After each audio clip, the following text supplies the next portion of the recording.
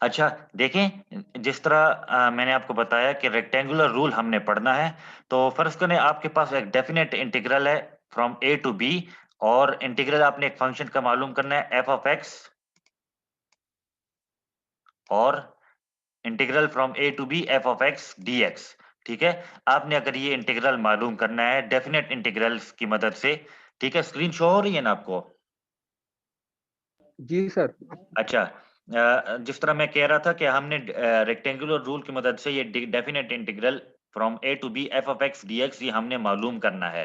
तो इसके लिए हम अब क्या करेंगे? रेक्टेंगुलर रूल में हम क्या करते होते हैं? रेक्टेंगुलर रूल में देखिए हम इस तरह करते हैं कि हम जब भी आपको फ़र्ज़ करें ये डेफिनेट इंटीग्रल मालूम करना हो, तो इंटीग्रेशन का क्या मतलब है? Area under the curve. Integration का जो हमारे पास मतलब है वो यही है कि एरिया अंडर द कर्व, जो हम एरिया अंडर द कर्व मालूम करते होते हैं ना, वो हमारे पास एक्चुअली इंटीग्रेशन होता है या इंटीग्रल होता है।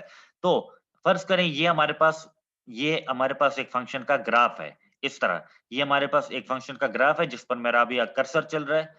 ये हमारे पास एक फंक्शन का ग्राफ है, ठीक है? और ये पॉइंट ए है, ये पॉइंट ए है और ये पॉइंट बी है, ठीक है? ये पॉइंट ए का इमेज यहाँ पर एफ ऑफ ए होगा और इधर पॉइंट बी का इमेज एफ ऑफ बी होगा। अब हमने एरिया अंडर द कर्व मतलब ये वाला एरिया हमने मालूम करना है। मतलब ये integral from A to B F of X DX का यही मतलब है कि इस कर्व की जो अंडर एरिया है वो आप लोग मालूम करें। तो रेक्टेंगुलर रूल में हम फिर ये काम करेंगे कि हम इस इंटरवल ए बी को, मतलब ये इंटरवल ए बी है, हम ले लेते हैं फ्रॉम ए टू बी, एक क्लोज इंटरवल ले लेते हैं। हम इस तरह करेंगे कि इस इंटरवल ए बी को n इक्वल रेक्टेंगल्स में डिवाइड कर लेंगे। n इक्वल रेक्टेंगल्स में हम इस इंटरवल ए बी को डिवाइड कर देंगे, ठीक है?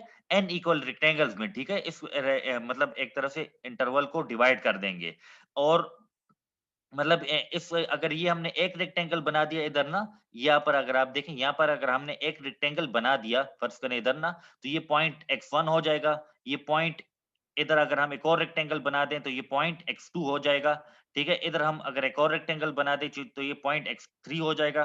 कहने का मकसद ये है कि हमने इस इंटरवल a b को n इक्वल रेक्टेंगल्स में डिवाइड कर दिया। वो कौन-कौन से रेक्टेंगल्स हैं? वो रेक्टेंगल्स हमारे पास हैं, एक रेक्टेंगल हम ले लेते हैं x0 टू x1, दूसरा रेक्टेंगल हम x1 टू x2 ले लेते हैं। इसी तरह करते-करते हम इस रेक्टेंगल xn-1 और xn ये एक और हम रेक्टेंगल ले लेते हैं। यहाँ पर मैंने नीचे एक और ग्राफ भी बनाया हुआ है, यहाँ पर इसको देख लें। ये थोड़ा-सा जो आपको ये डिम सा नज़र आ रहा है, इसको भी ज़रा देख लें। फ़र्ज़ करें अगर यही बात ना कि ये अगर फ़ंक्शन का ग्राफ है, ये पॉइंट A है, ये पॉइंट B है। अब ये जो लकीरें हमने लगाई हुई हैं, ये लाइन्स हम जो हमने लगाई हुई हैं, ये लाइन्स एक्चुअली हमारे पास क्या है? रेक्टेंगल्स हैं, n इक्वल रेक्टेंगल्स हैं जिसमें हमने इस इंटरवल ए बी को तक़सीम किया हुआ है, ठीक है? और पॉइंट ए को हम एक्स नॉट का नाम, मतलब पहला पॉइंट इनिशियल पॉइंट को हम एक्स नॉट का नाम दे देते हैं और फाइनल पॉइंट बी को हम एक्स एन का नाम दे देते हैं। मतलब पॉइंट ए एक्स नॉट के बराबर है, पॉइंट बी एक्स एन के बराबर है। समझ रहे हैं मेरी बात? फिर अगर ये पहला पॉइंट रेक्टेंगल है तो इसको आप पॉइंट एक्स वन का नाम दे दें, ठीक है? यहाँ पर थोड़ा लिखना जरा मुश्किल होगा,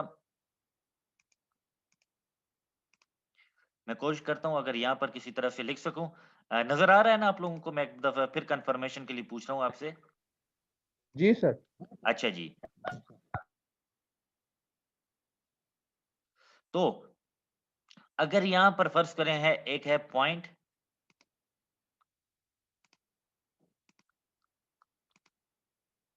अगर मैं यहाँ पर लिख लूं कि ये है पॉइंट x1,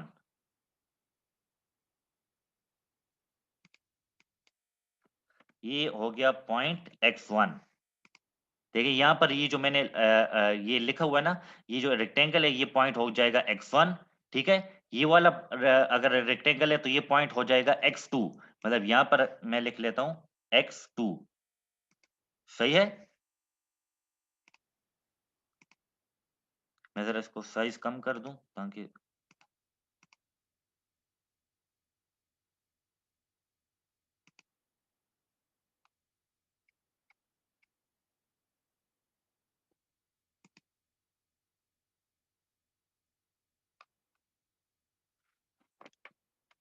अच्छा, तो जिस तरह मैं आपको बता रहा था कि ये मैंने मतलब इस इंटरवल ए बी को n इक्वल रेक्टेंगल्स में तकसीम कर दिया। ये पहला रेक्टेंगल हमारे पास x1 है, ये दूसरा रेक्टेंगल हमारे पास x2 है, ये इसी तरह ये तीसरा रेक्टेंगल x3 होगा। ठीक है, तो हमने जब हर जो इंटरवल ए बी को हमने n इक्वल रेक्टेंगल्स में डिवाइड किया, तो हर एक रेक्टेंगल की जो लेंथ है वो हमारे पास क्या होगी, h होगी। मतलब ये जो दो पॉइंट्स हमने लिए हैं, कंसेक्यूटिव दो points x0 x1 x1 x2 x2 x3, इनके दरमियान फासला होगा ना हमारे पास, खामखा इनके दरमियान कोई फासला होगा और एक जैसा फासला होगा, क्योंकि रेक्टेंगल्स हैं, एक जैसा फासला होगा दो कंसेक्यूटिव पॉइंट्स के दरमियान। मेरी बात समझ रहे हैं ना आप लोग, कि दो कंसेक्यूटिव जब हम पॉइंट्स लेंगे तो उनके दरमियान फासला एक जैसा होगा। वजह इसकी यही भी है कि एक तो ये रेक्टेंगल्स हैं और हमने इस इंटरवल ए बी को n इक्वल रेक्टेंगल्स में तकसीम किया हुआ है।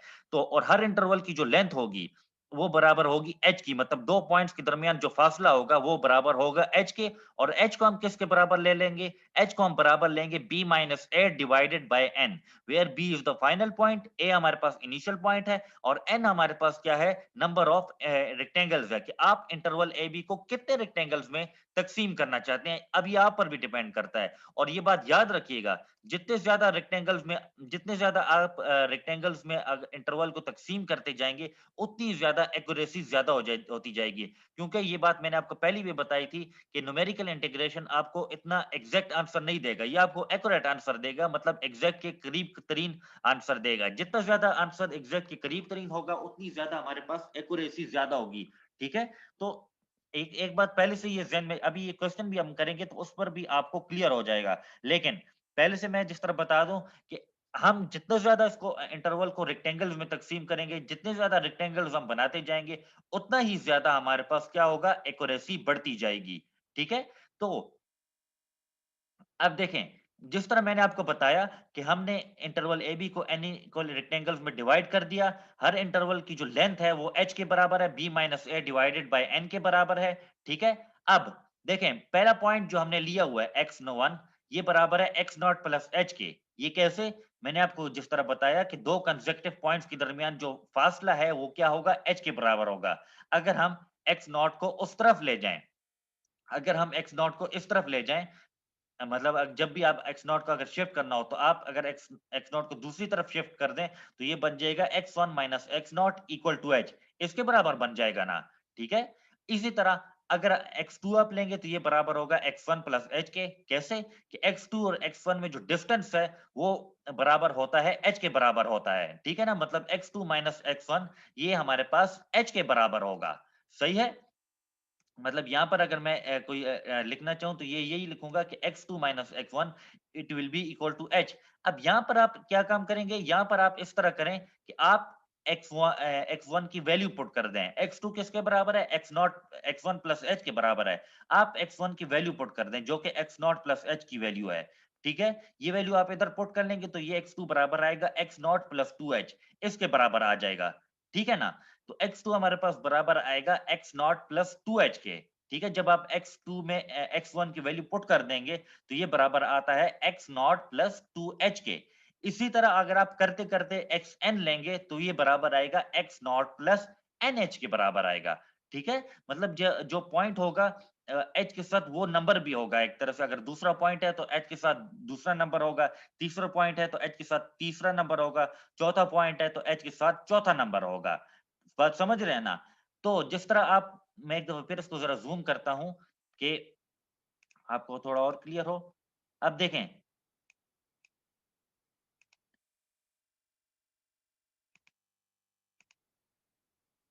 जिस तरह मैंने आपको कहा कि ये इसको देख लें, ये जो डिम इंटरवल है, इस डिम इंटरवल को जरा आप देखें, इस डिम डायग्राम को, सॉरी, इसको डिम डायग्राम को जरा आप लोग देखें, तो जिस तरह मैंने आपको बताया कि इस ग्राफ को हमने जो एन इक्वल रेक्टेंगल में तकसीम किया है, तो एक्चुअली अब जब हमने एरिया अंडर द कर्व ले लिया, तो area under the curve actually अब एरिया ऑफ द रेक्टेंगल्स के बराबर आ जाएगा। मतलब जो यहाँ पर जिस तरह देखें मैंने लिखा हुआ है कि divide the interval A B into N equal rectangles, the area under the curve will approximately equal to the sum of all the areas of the rectangle। मतलब ये जो एरिया अंडर द कर्व होगा, यहाँ पर इस जगह जो area under the curve आएगा, ठीक है, यहाँ पर जो हमारे पास एरिया अंडर द कर्व आएगा, इसको ये देख लें, यहाँ पर जो एरिया अंडर द कर्व आएगा, ये अब बराबर होगा area of sum of area of all the rectangles. मतलब एरिया अंडर द कर्व इन तमाम रेक्टेंगल्स के एरिया के सम के बराबर होगा। इन तमाम रेक्टेंगल्स के अपने-अपने करस्पॉन्डिंग एरियाज के सम के बराबर होगा। अगर ये वाला रेक्टेंगल है, तो इसका एरिया, फिर इस रेक्टेंगल का एरिया, फिर इसका, इसी तरह करते-करते nth रेक्टेंगल का एरिया, इन सब रेक्टेंगल्स को एरिया इन सब रेक्टेंगल्स के एरिया को जब आप सम करेंगे, ऐड करेंगे, तो ये एक्चुअली फिर हमारे पास क्या होगा, approximately area under the curve होगा। इन तमाम रेक्टेंगल्स के, मैं दोबारा बता दूं कि इन तमाम रेक्टेंगल्स के एरियाज को जब आप जमा करेंगे, पहला रेक्टेंगल, दूसरा रेक्टेंगल, इस रेक्टेंगल का एरिया, इस रेक्टेंगल का एरिया, इस तरह इस रेक्टेंगल का एरिया, इन तमाम रेक्टेंगल्स के एरियाज को जब आप लोग जमा करेंगे, तो ये actually approximately equal to area under the curve आएगा। मतलब ये एरिया अंडर द कर्व के तकरीबन तकरीबन बराबर आएगा। इन तमाम रेक्टेंगल्स के एरियाज को, इन तमाम रेक्टेंगल्स के अपने अपने एरियाज को जब आप जमा करेंगे, तो ये तकरीबन एरिया अंडर द कर्व के बराबर आएगा। तकरीबन क्यों ये एरिया अंडर द कर्व के बराबर आएगा, वो इस तरह के थोड़ा बहुत मैंने आपको रफली पिछले लेक्चर में भी ये बात बताई थी कि देखें, ये अगर फंक्शन का इस तरह ग्राफ है, ये अगर हमारे पास इस तरह फंक्शन का ग्राफ है, ठीक है, तो इस फंक्शन का ग्राफ जब हम इसको n इक्वल रेक्टेंगल में तकसीम करते हैं, तो देखें, ये तो यहाँ पर ये जो जगह है, थोड़ी तिरछी सी एक जगह है, मतलब एक तरह से मुड़ी हुई जगह है, तो ये तो एक तरह से एग्जैक्टली रेक्टेंगल नहीं बनाएगा ना वो, क्योंकि रेक्टेंगल में क्या होता है, अपोजिट साइड्स पैरेलल होती हैं। अपोजिट साइड्स पैरेलल होती हैं, मतलब रेक्टेंगल में साइड्स के दरमियान जो एंगल होता है, वो 90 डिग्री के बराबर होता है, ठीक है ना। मतलब तो अगर हम फर्ज करें इस तरह हम ले लेते, तो ये तो रेक्टेंगल ही ना बनता ना, क्योंकि रेक्टेंगल की क्या बेसिक प्रॉपर्टी है कि एक तो अपोजिट साइड्स की लेंथ एक जैसी होती है, और दूसरी बात ये कि अपोजिट साइड्स, मतलब तमाम साइड्स के दरमियान, अपोजिट साइड्स की तो लेंथ एक जैसी होती है, लेकिन तमाम साइड्स के दरमियान जो एंगल है वो 90 डिग्री के बराबर होता है। ये हमारे पास रेक्टेंगल की बेसिक प्रॉपर्टी है। तो अगर हम इसी तरह तमाम ये रेक्टेंगल्स को ले लेते, तो ये तो सही मानों में रेक्टेंगल ही ना बनते। अब जिस तरह यहाँ पर ये जो मैंने लाइन लगाई है, मैं दोबारा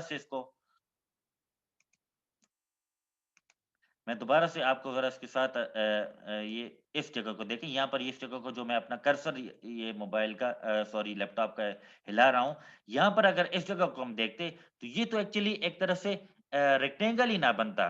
तो इस को रेक्टेंगल बनाने के लिए इस जगह को, ये छोटी सी जो जगह है, इसको हम इग्नोर कर देते हैं, ठीक है। इसी तरह यहाँ पर भी मतलब एग्जैक्टली रेक्टेंगल नहीं बनेगा, तो एग्जैक्टली रेक्टेंगल बनाने के लिए इन छोटी छोटी जगहों को, जिस पर हमने ये जो लाइंस लगाई हुई हैं, इन छोटी-छोटी जगहों को हम क्या कर लेते हैं, इग्नोर कर लेते हैं, ताकि ये एग्जैक्टली रेक्टेंगल बने। वरना अगर हम इसको एज इट इज लेते, तो फिर तो ये रेक्टेंगल ही ना बनते, ठीक है। रेक्टेंगल के दरमियान जो साइड्स की रेक्टेंगल में जो साइड्स के दरमियान 90 डिग्री का एंगल है, वो ही ना बनता हमारे पास, ठीक है ना। तो इसलिए हमने इन तमाम रेक्टेंगल्स में इन छोटी-छोटी जगहों को इग्नोर कर दिया है, मतलब अवॉइड कर दिया है, ताकि ये एग्जैक्ट रेक्टेंगल्स बन सकें। तो देखें, जब छोटी-छोटी जगह हम इग्नोर करेंगे, अवॉइड करेंगे, तो लाजमी बात है थोड़ा बहुत तो एरर आएगा, मतलब थोड़ा बहुत तो एग्जैक्टनेस से बात दूर जाएगी, ठीक है। तो यही एक तो न्यूमेरिकल इंटीग्रेशन में थोड़ा आप कह सकते हैं टाइप ऑफ ड्रॉबैक, शायद कहें, लेकिन ड्रॉबैक भी इतना ना कहें, क्योंकि न्यूमेरिकल एनालिसिस तो है ही इस बात का नाम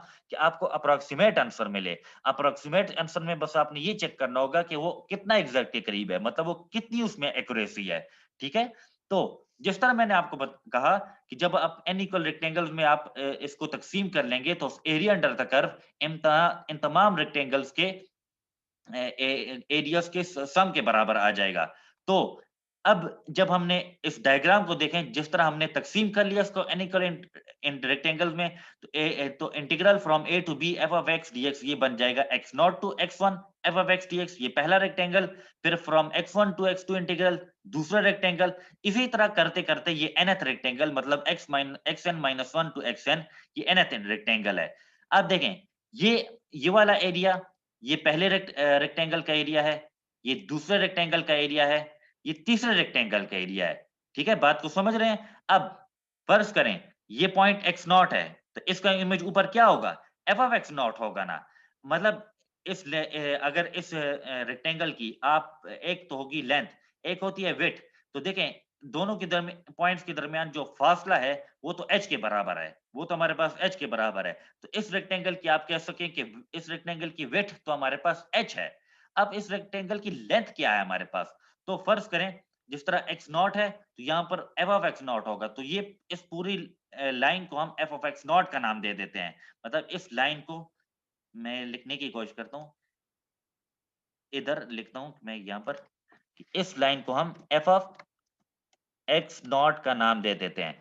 तो इस रेक्टेंगल की मतलब लेंथ हो गई हमारे पास f ऑफ x नॉट और विड्थ हो गई हमारे पास h।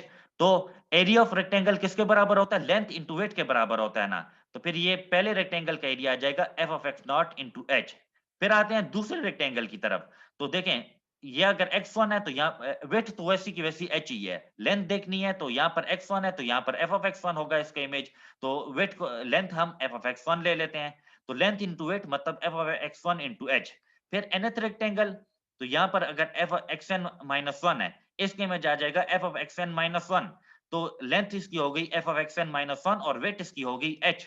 ठीक है, तो इस nth रेक्टेंगल का एरिया क्या आ जाएगा? f of x N minus one into h आ जाएगा। इन सब से आप क्या कर लें? h कॉमन ले लें। h कॉमन जब आप लोग ले लेंगे तो फिर ये f of x naught plus f of x one up to सॉन f of x N minus one आ जाएगा और h की वैल्यू में पुट कर लें। तो यही actually this is actually the formula for rectangular rule of numerical integration. ठीक है, और यहाँ पर आप देख सकते हैं कि यहाँ पर मैंने आप देख सकते हैं कि यहाँ पर मैंने अप्रोक्सीमेटली इक्वल टू का साइन लगाया हुआ है। क्यों लगाया हुआ है? क्योंकि मैंने आपको बताया कि ये जितने भी जो एरियाज हैं, ये छोटे छोटे जो एरियाज हैं, छोटी छोटी जो जगह हैं, ये हमने इग्नोर की हुई हैं। मतलब ये वाली छोटी जगह, फिर यहाँ पर देख लें ये वाली जो अभी कर्सर में रहा है, ये छोटी सी जगह और छोटी डिम सी एक लाइन भी लगी हुई है, जिससे आपको अंदाजा हो रहा है कि ये छोटा सा एरिया हमने इग्नोर किया हुआ है। क्यों इग्नोर किया है? जिस तरह मैंने आपको बता दिया कि हमने इसको एग्जैक्टली रेक्टेंगल बनाना था। ठीक है, तो इसी वजह से जब छोटी-छोटी जगहें इग्नोर हुई तो ऑब्वियसली थोड़ा बहुत एग्जैक्ट से आंसर जरूर फर्क आएगा, मतलब अप्रोक्सीमेट आंसर आएगा, थोड़ा बहुत एरर जरूर आएगा हमारे पास। तो ये हो गया हमारे पास numerical rectangular rule of numerical integration, ये उसका फॉर्मूला है हमारे पास। हम इस पर एक क्वेश्चन करते हैं। क्वेश्चन क्या है कि हमने integral from 1 to 3 1 by X square DX ये हमने इंटीग्रेट करना है। ये हम डेफिनेट इंटीग्रल हमने मालूम करना है बाय यूजिंग रेक्टेंगुलर रूल। हमने इसमें क्या कहा गया है? For n is equal to 2 और for n is equal to 4 दो केसेस इसमें आपने करने होंगे। दो, पहला केस ये होगा कि आपने इस एरिया इस इंटरवल 1 3 को, यहाँ पर इंटरवल क्या है? फ्रॉम 1 टू 3 1 3 इंटरवल है। आपने इस इंटरवल 1 3 को दो इक्वल रेक्टेंगल्स में तकसीम करना होगा पहले केस में, n इज इक्वल टू 2 के केस में। फिर जब n इज इक्वल टू 4 लेंगे तो n इज इक्वल टू 4 के लिए आपने इस इंटरवल ए बी को चार इक्वल रेक्टेंगल्स में तकसीम करना होगा। ठीक है, और फिर आपने n इज इक्वल टू 2 के लिए भी by using this formula numerical rule of rectangular rule का जो फॉर्मूला है, for n is equal to 2 भी आपने वैल्यू मालूम करनी है और for n is equal to 4 भी आपने वैल्यू मालूम करनी है। इन दोनों की अपनी अपनी वैल्यूज मालूम करके फिर इस आंसर को आपने इसका एग्जैक्ट आंसर भी आपने मालूम करना है और आपने एग्जैक्ट आंसर से कंपेयर करना है। मतलब आपने रेक्टेंगुलर रूल का फॉर्मूला इस्तेमाल करके फॉर n इक्वल टू 2 और n इक्वल टू 4 कैलकुलेशन करनी है और फिर एग्जैक्ट आंसर से कंपेयर करना है कि कितना फर्क आ रहा है, मतलब एग्जैक्ट आंसर में और एक्यूरेट एग्जैक्ट आंसर में और अप्रोक्सीमेट आंसर में कितना फर्क आ रहा है। तो एक बात तो मैंने आपको पहले से बता दी कि जब जितने ज्यादा रेक्टेंगल्स आप बढ़ाएंगे उतनी ज्यादा एक्यूरेसी बढ़ेगी। जितने ज्यादा आपने रेक्टेंगल्स बढ़ाए उतने ही ज्यादा आंसर एग्जैक्ट के करीब तरीन होता जाएगा। तो सबसे पहले तो चलें इस तरह कर लेते हैं, सॉल्यूशन पर आ जाते हैं। इनिशियल पॉइंट हमारे पास क्या है? x नॉट 1 के बराबर है और फाइनल पॉइंट b मतलब xn 3 के बराबर है। अब पहले केस में जब हम n 2 के बराबर लेंगे तो h किसके बराबर है? b minus a divide by n। 3 minus 1 divide by 2 मतलब h यहाँ पर हमारे पास 1 के बराबर आएगा। अब जब हमने n इज इक्वल टू 2 लिया है तो फिर ये ग्राफ को देख लें। ये ग्राफ है हमारे पास, ये पॉइंट है x नॉट, ये पॉइंट हो गया xn, मतलब ये पॉइंट है x naught is equal to 1 और ये पॉइंट है n इज इक्वल टू 3। यहाँ पर अब हमने कितने रेक्टेंगल्स बनाने होंगे? सिर्फ और सिर्फ दो रेक्टेंगल। ये हो जाएगा पहला रेक्टेंगल और ये हो जाएगा दूसरा रेक्टेंगल। ठीक है, मतलब ये पॉइंट हो जाएगा एक्स नॉट, ये पॉइंट और ये वाला पॉइंट ये एक्स एन हो जाएगा और ये वाला पॉइंट एक्स टू हो जाएगा। ठीक है, हो गया ना जी?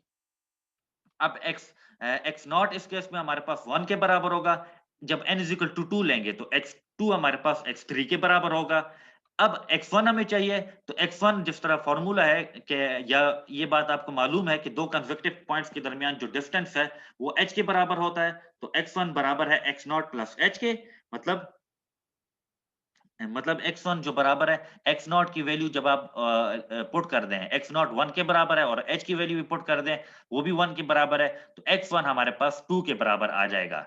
अब फॉर्मूला देख लें, तो देखें जितने नंबर ऑफ पॉइंट्स होंगे, जब आप f ऑफ x नॉट से स्टार्ट लेंगे, तो जितने नंबर ऑफ पॉइंट्स होंगे, वो आखिर में एक पॉइंट कम आएगा। जिस तरह देखें n है, अगर आपने n इक्वल रेक्टेंगल में डिवाइड किया तो आखिर में क्या आएगा, f of x n minus 1, मतलब एक पॉइंट क्या होगा, कम होगा एक तरफ से।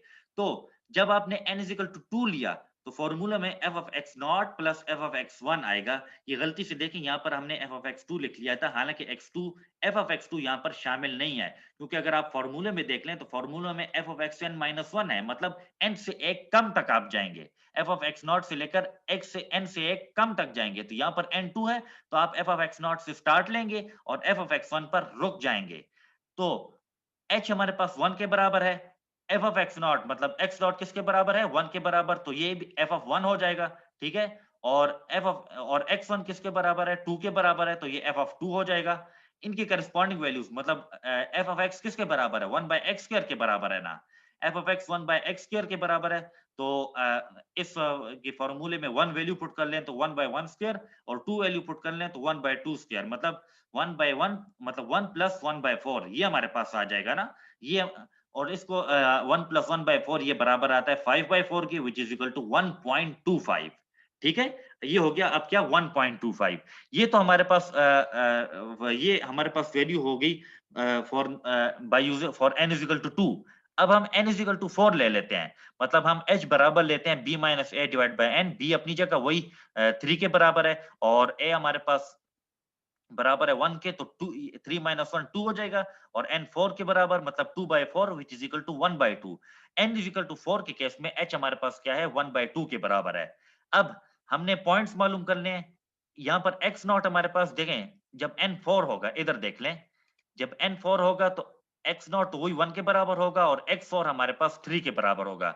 हमें x1 x2 x3 इन 3 पॉइंट्स की वैल्यूज मालूम करनी है। तो x1 जिस तरह बराबर है x नॉट प्लस h के, ठीक है। तो x नॉट की वैल्यू 1 और h की वैल्यू 1 बाई 2 पुट कर लें, x1 की वैल्यू आपके पास आ जाएगी। फिर x2 बराबर है x नॉट प्लस 2h के, तो x नॉट की वैल्यू उसी तरह अपनी जगह पर, ठीक है। x नॉट हमारे पास किसके बराबर है, x नॉट हमारे पास उसी तरह ये 1 के बराबर है, और 2 इंटू एच मतलब 2 इंटू 1 बाई 2, तो x2 की वैल्यू भी अपनी जगह आ जाएगी। फिर x3 बराबर है x नॉट, ये x नॉट है, ठीक है, इसको करेक्ट कर लीजिएगा, x नॉट प्लस 3h, तो ये बराबर आ जाएगा 5 बाई 2। ये कैलकुलेशन बहुत आसान है, ये आप कर सकते हैं, ठीक है। अच्छा जी, अच्छा जब आप फॉर्मूला फिर पुट करेंगे तो for n is equal to 4 के लिए आपने f ऑफ x नॉट से स्टार्ट लेना होगा, और n इज इक्वल टू 4 मतलब n से एक कम, तो f ऑफ x3 पर आप लोग जाएंगे, ठीक है। मतलब f of x not plus f of x1 plus f of x2 plus f of x3। यहाँ पर h की वैल्यू 1 बाई 2 है, इसको भी आप करेक्शन कर लें। ये 1 बाई 2 है। मैं दूसरी एक पीडीएफ ओपन कर रहा हूँ, ये नजर आ रही है दूसरी ये पीडीएफ, अब ये कंप्यूटर स्टाइल में लिखा हुआ है। जी सर। अच्छा, तो देखें h बराबर है 1 बाई 2 के, मतलब 0.5 के। फिर पुरानी पीडीएफ को जब आप देखें, पुरानी पीडीएफ में f ऑफ x नॉट मतलब f ऑफ 1, फिर f of 3 by 2, f of 2 और f ऑफ 5 बाई 2। यहाँ पर f है, ये भी मिसप्रिंट है, ये भी आप करेक्ट कर लीजिएगा। यहाँ पर ये हमारे पास f है, ठीक है। तो f ऑफ 5 बाई 2, फिर ये सारी वैल्यूज जब आप कैलकुलेट करेंगे तो ये 1 प्लस 0.44 प्लस 0.25 प्लस 0.16 आएगा। इसकी कैलकुलेशन करें तो 0.925 आता है, मतलब for n is equal to 4 हमारे पास ये जो इंटीग्रेशन है या इंटीग्रल है, ये हमारे पास 0.925 के बराबर आ रहा है। आप देख लें, for n is equal to 2 हमारे पास आंसर 1.25 आया, और for n is equal to 4 हमारे पास आंसर 0.925 आया। अब आप एग्जैक्ट वैल्यू देख लें, एग्जैक्ट वैल्यू हमारे पास क्या है, एग्जैक्ट वैल्यू में जब आप ये इंटीग्रेशन करेंगे, सिंपल सी इंटीग्रेशन है, x को जब ऊपर ले जाएं तो ये x पावर -2 बन जाता है, ठीक है। तो इसको इंटीग्रेट करें तो x पावर -1 डिवाइडेड बाय -1, वो आपको पता है xn का जब इंटीग्रल लेते हैं तो वो xn + 1 डिवाइड बाय n + 1 ये हमारे पास आता है। लिमिट्स पुट कर लें, लिमिट्स पुट करेंगे, कैलकुलेशन करेंगे तो एग्जैक्ट आंसर 0.67 आएगा। तो अब आप देख लें, जब n = 4 था, आंसर 0.9, मतलब जब देख लें जब n = 2 था, जब n = 2 था तो आंसर क्या आया, 1.25 आया। मतलब जब हमने इंटरवल को 2 रेक्टेंगल्स में तकसीम किया तो आंसर 1.25 आया। लेकिन जब हमने इंटरवल को 4 रेक्टेंगल्स में तकसीम किया तो आंसर 0.925 आया हमारे पास। मतलब जब हमने नंबर ऑफ रेक्टेंगल्स बढ़ाए तो आंसर एग्जैक्ट के करीब आया। मतलब जब आपने नंबर ऑफ रेक्टेंगल्स बढ़ाए तो अप्रोक्सीमेट आंसर जो है वो एग्जैक्ट के करीब आया। मतलब ये हुआ कि अगर आप n = 6 ले लें तो आंसर इस एग्जैक्ट के मतलब 0.67 के मजीद करीब आता जाएगा। तो कंक्लूजन में हमने क्या लिखा हुआ है कि as we increase the number of rectangles और स्टेप साइज, मतलब वही बात ना कि हमने नंबर ऑफ रेक्टेंगल्स बढ़ाए या दो कंसेक्यूटिव पॉइंट्स के दरमियान डिस्टेंस को कम किया तो एक्यूरेसी इंप्रूव हुई, मतलब आंसर एग्जैक्ट के काफी करीब आ गया, ठीक है। और अप्रोक्सीमेट जो आंसर आया वो n = 4, वो ज्यादा बेहतर है ना कि n = 2 का, क्योंकि n = 2 का अगर आप आंसर देखें तो n = 2 का आंसर 1.25 है जो कि एग्जैक्ट आंसर से जरा दूर है। लेकिन जब n = 4 आया, 0.925 आंसर आया तो वो जरा एग्जैक्ट के करीब आया। जब हम n = 6 लेंगे तो आंसर और भी ज्यादा एग्जैक्ट के करीब आएगा। अगर आप n = 8 लेंगे, आंसर उससे भी ज्यादा एग्जैक्ट के करीब आएगा। मतलब बस यही है, कंक्लूजन इस बात की क्या हुई, कंपैरिजन क्या हुआ कि जैसे ही आप नंबर ऑफ रेक्टेंगल बढ़ाएंगे, एक्यूरेसी बढ़ती जाएगी, अप्रोक्सीमेट जो आंसर है वो एग्जैक्ट के करीब होता जाएगा। तो इसीलिए आपने अगर रेक्टेंगुलर रूल में अगर आपको एक्यूरेट आंसर चाहिए, अगर आप चाहते हैं कि आपको एग्जैक्ट आंसर के काफी करीब आंसर मिले, तो फिर आपने क्या करना होगा, नंबर ऑफ रेक्टेंगल्स बढ़ाने होंगे। अगर आप नंबर ऑफ रेक्टेंगल्स को कम रखेंगे, नंबर स्टेप साइज को बढ़ाएंगे, मतलब नंबर ऑफ इंटरवल्स को आप लोग कम रखेंगे, तो आपको एग्जैक्ट से काफी दूर आंसर मिलेगा। लेकिन मतलब कम करेंगे अगर नंबर ऑफ रेक्टेंगल्स को या इंटरवल्स को अगर आप कम करेंगे तो एग्जैक्ट से आंसर काफी दूर मिलेगा। लेकिन अगर बढ़ाएंगे फिर एग्जैक्ट से आंसर करीब मिलता जाएगा, ठीक है। और यही हमारे पास थी न्यूमेरिकल इंटीग्रेशन। कोई क्वेश्चन जी आपका? आसान लेक्चर